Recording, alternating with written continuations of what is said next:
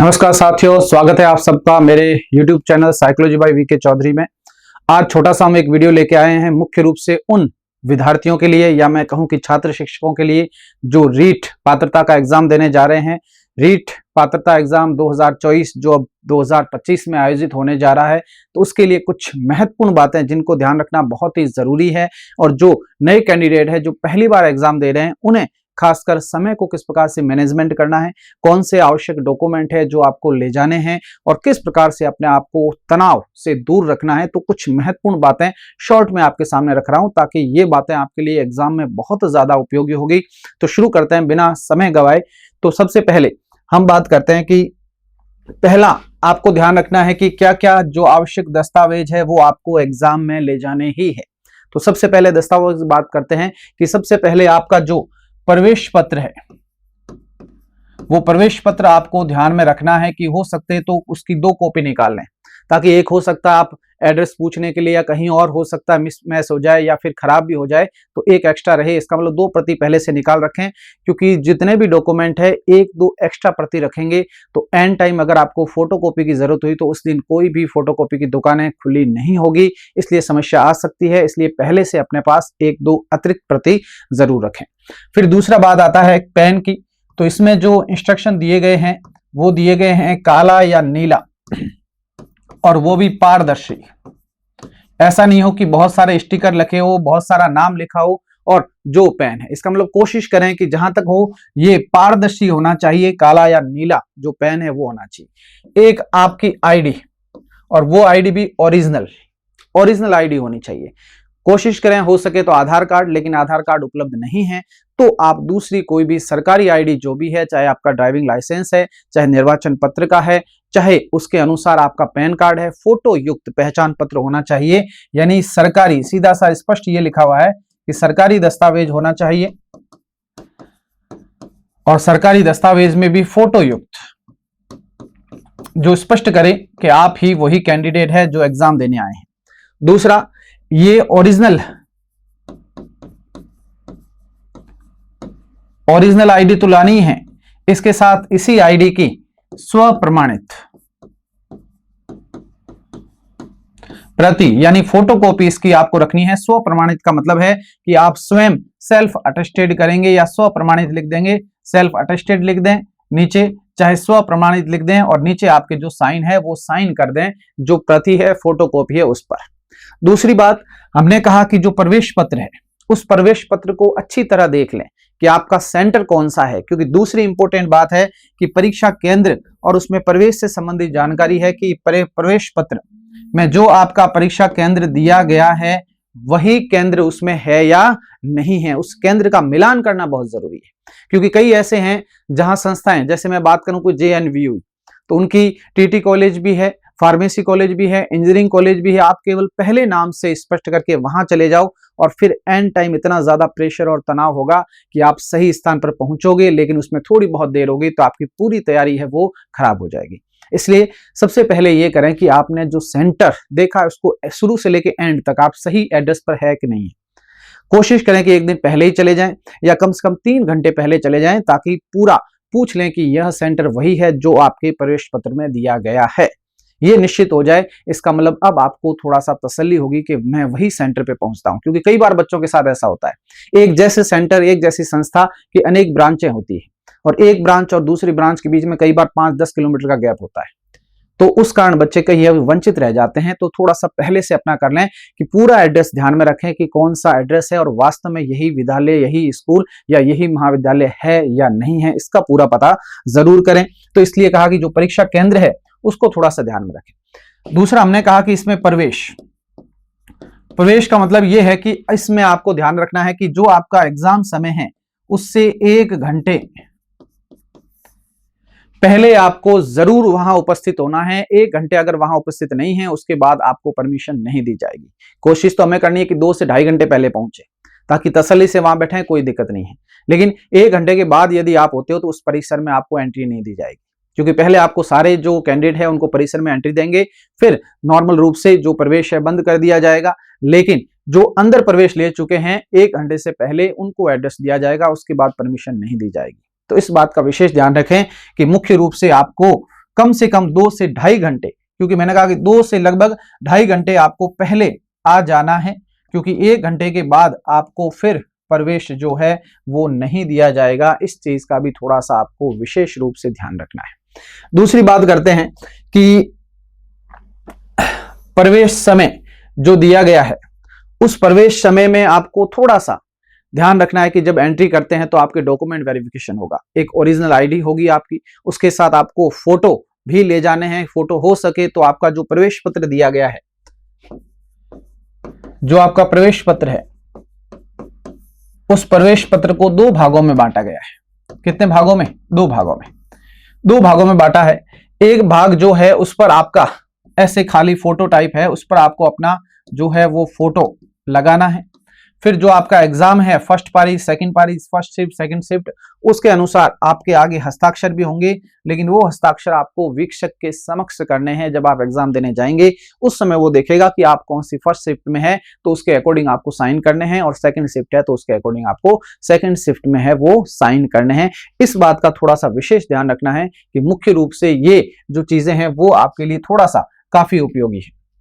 फिर निषेध, किन किन चीजों की मनाही होगी? आप किसी भी तरह का जो इलेक्ट्रॉनिक उपकरण है, मोबाइल है, वॉच है या दूसरी अन्य चीजें हैं जो कहीं ना कहीं परीक्षा के लिए अवैधानिक आती है, उन चीजों को आपको नहीं ले जाना है। जो ड्रेस कोड रखा गया वो बिल्कुल सिंपल है। आप टी शर्ट ले जा सकते हैं, हो सकता है हाफ बाजू या लॉन्ग बाजू, कोई दिक्कत नहीं है, लेकिन मुख्य रूप से उसमें ज्यादा बटन नहीं लगे हो, ज्यादा चेन नहीं हो, क्योंकि ये जो है वो आपको समस्या पैदा कर सकती है। क्योंकि वहां केंद्र अधीक्षक और अन्य जो वीक्षक होंगे वो चेक करेंगे, तो हो सकता है कि ऐसी कोई सामग्री हो आपके पास, तो पहले से ये तय कर लें कि ऐसी चीजें साथ नहीं ले जाएं, नहीं ऐसा ड्रेस कोड रखें जो आपके लिए वहां समस्या उत्पन्न करे और आपके लिए वहां वो तनाव का कारण बने। इस चीज को थोड़ा सा आपको विशेष ध्यान रखना है कि जिन चीजों की मनाही है वो आपको नहीं ले जानी है। यहां तक इसमें यह भी कहा गया है कि पानी की बोतल भी नहीं ले जानी। आपके लिए रूम के अंदर ही पानी की व्यवस्था होगी, आपके लिए घड़ी समय की भी व्यवस्था होगी, सारे रूम में घड़ी लगी हुई है, कोई दिक्कत नहीं है। तो इन चीजों का थोड़ा सा विशेष ध्यान रखना है कि कहीं भी किसी प्रकार का पर्स है वो भी साथ नहीं ले जाना है। केवल आपको प्रवेश पत्र, नीला या काला बॉल पेन ले जाना है। उसके अलावा अपना फोटो, स्व प्रमाणित प्रति, ओरिजिनल आईडी कार्ड, ये चीज खास होनी चाहिए। इसको थोड़ा सा देख लें, एक आधी एक्स्ट्रा प्रति हो तो कोई दिक्कत नहीं, लेकिन कम से कम ऐसी प्रति जरूर ले जाएं जो खासकर आवश्यक है, उस चीज का थोड़ा सा ध्यान रखें। अगला आता है प्रश्न पत्र जांच व बदलाव, भाषा और जमा करवाना। अब जैसे ही आपको पेपर मिलता है, सबसे पहले उस पेपर की अच्छी तरह जांच कर लें। जांच का मतलब है कि उस पेपर में कहीं पेज कोई कटा फटा तो नहीं है, कहीं पेज कोई गायब तो नहीं है, 1 से लेकर 150 तक पूरे सवाल है कि नहीं है, क्योंकि इसके लिए आपको केवल जो है 10 मिनट का समय दिया जाएगा। जब एग्जाम शुरू हो जाता है उसके 10 मिनट के भीतर भीतर आप इस पेपर में बदलाव कर सकते हो। उसके बाद यदि पेपर में कोई कमी पाई जाती है तो वो किसी भी सूरत में बदलाव नहीं होगा। ये सारे इंस्ट्रक्शन आपको वीक्षक पहले ही सुना देगा। तो थोड़ा सा ध्यान रखें कि पत्र को पूरा देख लें, आपके पूरे प्रश्न है कि नहीं है, क्योंकि फर्स्ट लेवल का जो है प्रश्न पत्र उसको मुख्य रूप से जो है वो 5 भागों में बांटा जाएगा। ध्यान रखना, 5 भागों में बांटा जाएगा। पहला भाग है जो मनोविज्ञान से संबंधित, जिसको हम बाल विकास कहते हैं, बाल विकास शिक्षा शास्त्र। यहां मनोविज्ञान ना लिखकर बाल विकास व शिक्षा शास्त्र आपका लिखा आएगा। जो फर्स्ट भाग है जिसमें 1 से लेकर 30 तक प्रश्न होंगे, 1 से लेकर 30 तक प्रश्न है वो मुख्य रूप से इसमें होंगे। फिर इंपोर्टेंट आता है दूसरा और तीसरा भाग, ये ज्यादा इंपोर्टेंट है। अब ध्यान रखना, जो पहली बार एग्जाम दे रहे हैं उन्हें बहुत ध्यान रखना है कि आप प्रवेश पत्र में देखें, प्रवेश पत्र में आपकी लैंग्वेज फर्स्ट और लैंग्वेज सेकंड, एक है वो है भाषा फर्स्ट और एक लिख रखा है भाषा सेकंड। अब ज्यादातर ने हिंदी फर्स्ट रखा है और सेकंड संस्कृत रखा है, लेकिन कई ऐसे हैं जिन्होंने फर्स्ट इंग्लिश रखा है, दूसरा हिंदी रखा है। कई ऐसे भी हैं जिन्होंने पहली भाषा हिंदी रखी है, दूसरी भाषा संस्कृत रखी है। तो आपको प्रवेश पत्र में देखना है कि प्रवेश पत्र में जो आपकी भाषा 1 है, उस भाषा 1 से संबंधित ही आपको जो दूसरा खंड आएगा उसमें, तो ऊपर लिखा आएगा खंड 2, सेक्शन 2 है, लेकिन भाषा कौन सी ये देखना 2 है या 1 है। तो लैंग्वेज फर्स्ट होगी, जब भाषा 1 है उस भाषा 1 को आपको देखना है, और भाषा 1 में जो है वो 31 से लेकर 60 तक जो प्रश्न होंगे वो होंगे। अब इसमें लैंग्वेज बहुत सारी होगी, सबसे पहले हिंदी भी होगी, इंग्लिश भी होगी, उर्दू भी होगी, पंजाबी भी होगी, तो इस अकॉर्डिंग भाषाएं हैं। तो ये मत करना कि पहले हिंदी कर दिया फिर संस्कृत कर दिया। तो भाषा पहली है उसको पहला करना है, दूसरी भाषा वो आपको इसमें ढूंढने हैं। यानी अगर पहले 31 से लेकर 60 सवाल कर लिए हैं तो ये सारे चलेंगे, और यहां दूसरी भाषा आएगी जो भाषा नंबर सेकंड है, यहां मुख्य रूप से 61 से 90 तक क्वेश्चन होंगे। तो दूसरी भाषा का जो खंड है वो तीसरा खंड है मुख्य रूप से, तो इसको आपको देखना है। पांचवा जो आ जाएगा वो मुख्य रूप से आपका फर्स्ट लेवल की मैं बात कर रहा हूं, वो आपका गणित आ जाएगा, और जो पांचवा भाग है वो एनवायरमेंट यानी जो पर्यावरण विषय है उससे संबंधित आ जाएगा। तो फिर वापस यहां 91 से 120 और 121 से 150, ये आपके पूरे 150 प्रश्न। तो इसको जरूर पहले देख लें, खासकर नए बच्चे हैं वो इस लैंग्वेज में गलती करते हैं जल्दबाजी में। ग्रुप सेकंड लिखा होगा लेकिन वो भाषा फर्स्ट है, ध्यान रखना। तो लैंग्वेज फर्स्ट कौन सी है, आपने हिंदी लिए तो हिंदी, संस्कृत है तो संस्कृत, इंग्लिश है तो इंग्लिश, और इसमें 4-5 भाषाएं होगी तो रेगुलर मत कर देना।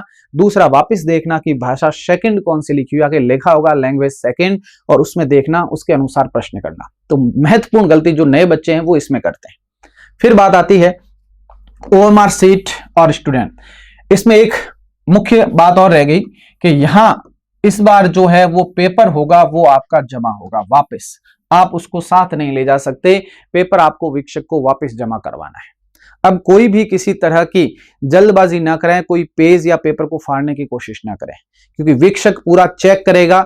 अगर आपका पूरा 1 से 50 तक कोई पेज गायब होता है तो आपके विरुद्ध कार्रवाई भी की जा सकती है। इसलिए किसी प्रकार का पेज फाड़ने की कोशिश नहीं करें कि पेज में साथ ले जाऊं, ऐसा मत करना, क्योंकि जब वीक्षक चेक करेगा पूरा पेपर और पेपर पूरा चेक करके लेगा, तो अगर उसमें से कोई पेज गायब हुआ तो आपके विरुद्ध कार्रवाई की जाएगी। तो इस बात का विशेष ध्यान रखें कि पेपर में किसी प्रकार की कोई गड़बड़ी ना करें, और जैसा है वैसा उसके अकॉर्डिंग वापस जमा करवाएं। फिर आती है OMR seat and student seat. OMR seat को 2 भाग है, पीछे एक स्टूडेंट कॉपी भी लगी होगी जिसे कार्बन कॉपी कहते हैं। इसमें कोई किसी प्रकार का कार्बन नहीं लगा होगा, ये एक रासायनिक पदार्थ लगा होगा जो अपने आप जो भी मेन कॉपी में लिखोगे वो दूसरी कॉपी में प्रिंट हो जाएगा। और जब एग्जाम समाप्त हो जाता है तो उसको सावधानी पूर्वक, जहां उसने स्पष्ट लिख रखा है कि यहां से काटना है, यहां से उसको अलग करना है, वहीं से अलग करना है। आपको नहीं समझ में आए कोई दिक्कत नहीं, वीक्षक को दे दें, वो अपने आप उसको अलग कर देगा। आपको जल्दबाजी में OMR को नुकसान नहीं पहुंचाना है। OMR की जितनी भी सूचनाएं हैं वो बिल्कुल आसानी से, तसल्ली से, एग्जाम तिथि है तो तिथि लिखना है। हम क्या करते हैं, एग्जाम तिथि है उसकी जगह अपनी बर्थ डेट लिख देते हैं, बर्थ डेट लिखनी है वहां दूसरी चीज लिख देते हैं। तो आराम से तसल्ली से OMR शीट के जितने भी भाग हैं उसको देखें, समझें, आ रहा तो ठीक है, नहीं आया तो रुक जाइए, वीक्षक को पूछ लीजिए और उसके अनुसार सॉल्व कीजिए। जल्दबाजी मत कीजिए, क्योंकि एक बार गलती हो गई दोबारा उसको सही करने का मौका नहीं मिलेगा। ठीक है, तो थोड़ा सा ध्यान रखना कि ये OMR सीट है उसको बड़ी सावधानी से भरना है, और जो स्टूडेंट कॉपी सीट पीछे वाली सीट है वो एग्जाम खत्म होने के बाद उसको अलग करके आप घर ले जा सकते हो, लेकिन उस कॉपी को ले जाओगे, ओरिजिनल OMR सीट को नहीं ले जाना है, वरना भी आप अयोग्य घोषित कर दिए जाओगे। इसलिए ध्यान रखना है कि उस सीट को अलग करना है और वो सीट आप ले जा सकते हो। पेपर वापस जमा हो जाएगा, जैसा था उसको सही रूप में रखना है और उसी रूप में जमा होगा, इस चीज का थोड़ा सा विशेष ध्यान रखना है। आगे बढ़ते हैं। अतिरिक्त समय 10 मिनट सभी के लिए मुख्य रूप से जो मेन विकल्प है वो 1 से 4 होंगे, लेकिन इसमें 5वां विकल्प भी दिया गया है, और 5वां विकल्प दिया गया है इस कारण जब समय कंप्लीट हो जाएगा, आपका 2 घंटे और 30 मिनट हो जाएंगे, उसके बाद आपको 10 मिनट अतिरिक्त दिए जाएंगे, ताकि आप देख लें कि जो 5 विकल्प है उन 5 विकल्पों में से कोई विकल्प भी ऐसा नहीं हो कि विकल्प खाली रह जाए। क्योंकि आपको तो सिर्फ 4 विकल्प याद रखने, 5वां चाहे भूल जाओ, 4 है, चारों में से करना ही करना है, क्योंकि हमने इसमें कहा कि नकारात्मक अंकन इसमें नहीं है, किसी प्रकार की नेगेटिव मार्किंग इसमें नहीं है। अब नेगेटिव कहां होगा, जब ये 5 विकल्प है और इन 5 विकल्पों में से आप कोई विकल्प खाली छोड़ देते हो तो जो उस प्रश्न है उस प्रश्न का 1/3 अंक काटा जाएगा। अगर आप इसको खाली छोड़ते हो, 5 विकल्प होंगे और 5 में से कोई खाली छोड़ते हो, हमें तो 4 ही ध्यान रखना है, चारों में से 4 बढ़ने हैं, 4 में से कोई खाली नहीं होना चाहिए। 5वें पे में ध्यान ही नहीं देना है। क्यों नहीं देना है, क्योंकि सीधा सा है कि इसमें नेगेटिव मार्किंग नहीं है, तो अटेंड तो सारे करने हैं, ऐसा कोई प्रश्न नहीं रहे कि जिसको अटेंड नहीं करना है। तो इसलिए लास्ट में आपको 10 मिनट मिलेंगे, उस 10 मिनट में एक बार देख लें कि मुख्य रूप से 5 विकल्प है और 5 में कोई भी खाली नहीं रहना चाहिए। कोशिश करें कि 4 में ही कोई खाली नहीं रहे, 4 में ही आपको लगाना है, 5वें की जरूरत ही नहीं पड़े। और अगर खाली रह गया 5 में से कोई भी विकल्प एक, तो उसका 1/3 प्रश्न है, वो अंक है, वो काटा जाएगा।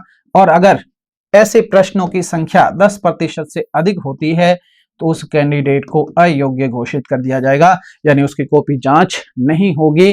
तो वैसा तो करना ही नहीं, आप करोगे नहीं, समझदार हो बहुत, लेकिन फिर भी कई कैंडिडेट है, तो एक बार लास्ट में थोड़ा सा देख लें ताकि 4 है कि नहीं है, उसको नाम लेके जैसा करके पूरा करना है, छोड़ना एक प्रश्न भी नहीं है।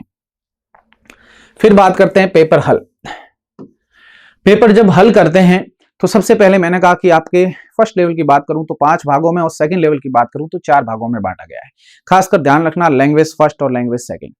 तो कोशिश करें कि अलग अलग पार्ट में जो आपको बेहतर पार्ट लगता है उसको पहले हल कर दो। जो आपको लगता है हिंदी लगता है हिंदी ले लो, ताकि उन सवालों में ज्यादा समय नहीं देना है।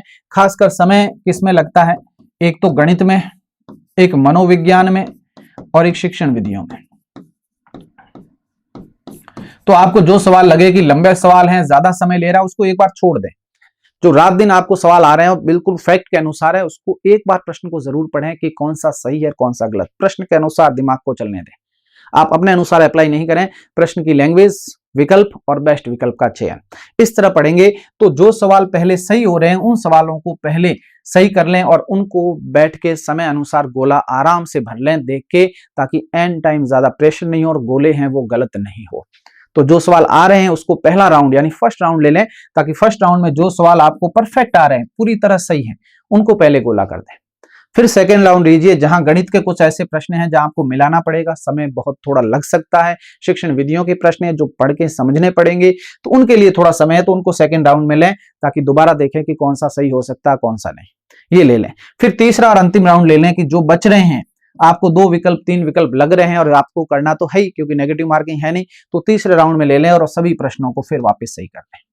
इस तरह क्या होगा कि जो प्रश्न आपको पूरी तरह सही आ रहे हैं वो तो परफेक्ट सही होंगे, उसमें कहीं दिक्कत नहीं है और ना समय का ज्यादा प्रेशराइज होगा।